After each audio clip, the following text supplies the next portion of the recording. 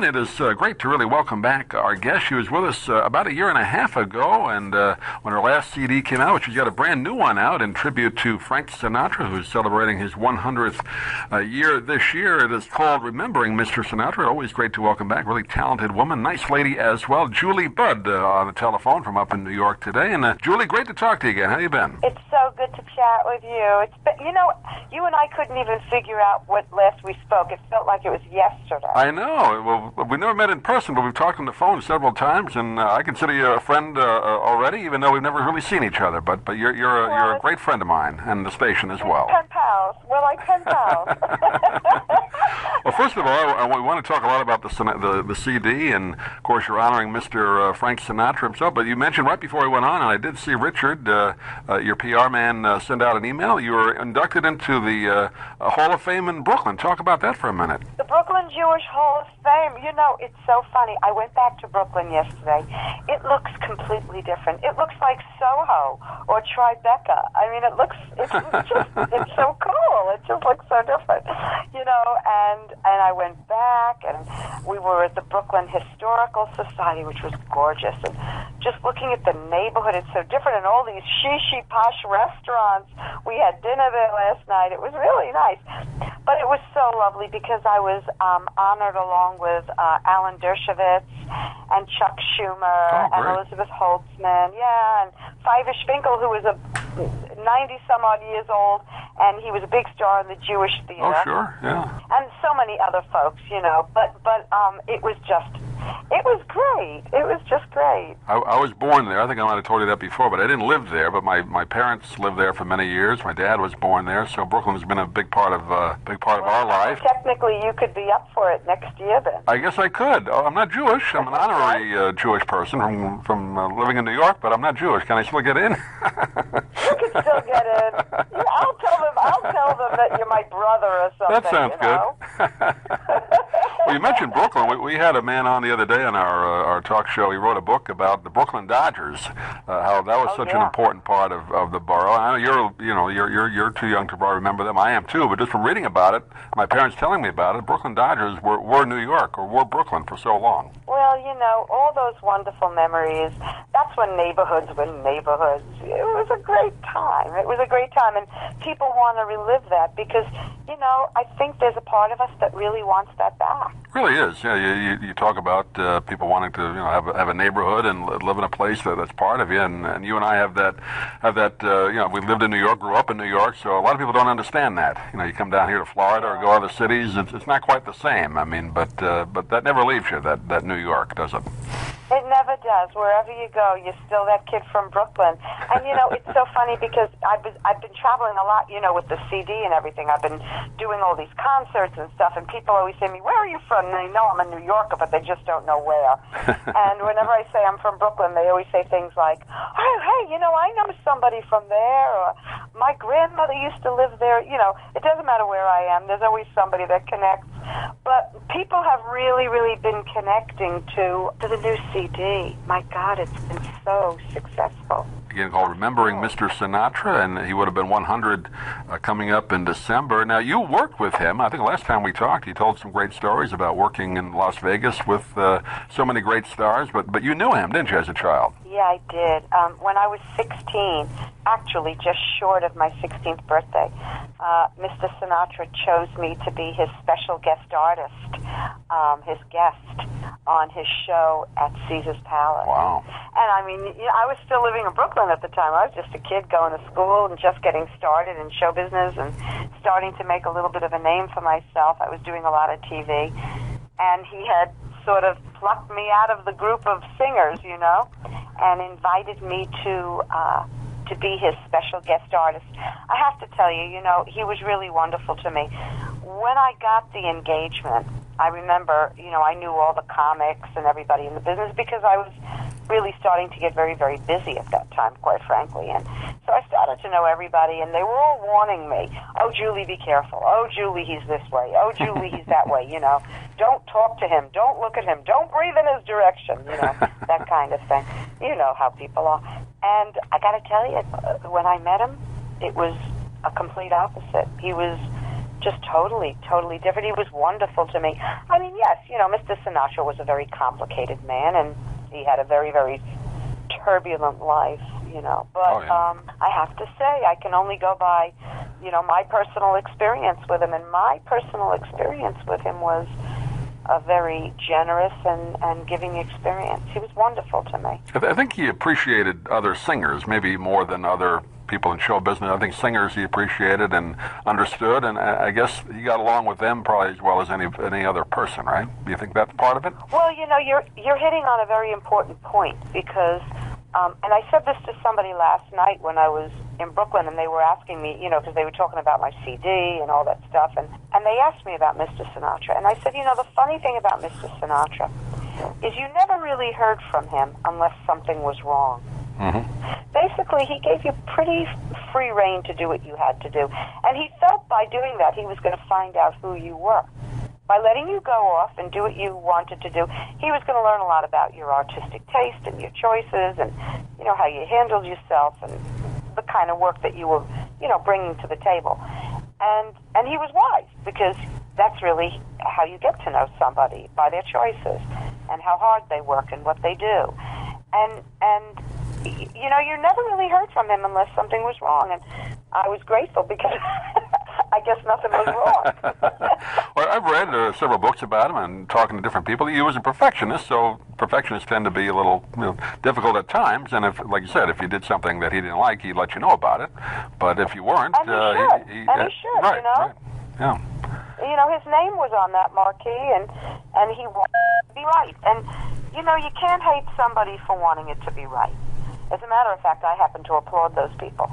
But before Mr. Sinatra, nobody ever gave people behind the scenes the kind of acknowledgement and credit that he gave people. Yeah. Orchestrators, musicians, fellow artists, writers, composers. He would always give the people behind the scenes, the creative beings, the tech people, he would always give them credit in his show, and I always admired that about him. He always would give credit, and you hear it in a lot of the live albums, of the composer of the song he was about to sing. He always mentioned that. And or Nelson Riddle, too. Yeah, right. Exactly. He'd say, this is a great Don Costa arrangement, or right. something. He was great that way. And he was the perpetual student. He was always learning. And he didn't care where he got the information. He just always wanted to be better. And I really, really liked that about him. I liked him a lot. I liked him as a person. I mean, like I said, look, I could sense that Mr. Sinatra could be complicated. I knew that. But at the core of it all was a good guy. Were you able to ever just kind of sit backstage and talk with him kind of alone for 10, 15 minutes just to get an idea? I know the age difference there, you as a child probably didn't have a lot of time to do that, but were you able to talk to him? You'd be surprised. Yeah. I had lots of time. And he made time to do that. He wanted to. He wanted to know who I was. And he was very accessible. And he was interested in what I was thinking and saying. He did not make the age the barrier. Mm-hmm. He knew that I was paying attention. He knew I was interested. He knew I was plugged into what I was doing. He was interested in that. No, we had a lot of time to chat. He was great. What was that like when you opened for him in Vegas? I mean, that's the pinnacle, really, of live show business. Did you have to kind of tell him what songs you wanted? Did he tell you, or how did you put that whole thing together? In true Sinatra fashion, as I said before, he gave you a lot of space to do what you wanted to do. He never, and I was, it's funny. I was thinking about this the other day. He never approved my song list. Really? He stood by and he listened. He knew that you couldn't tell on paper what it was.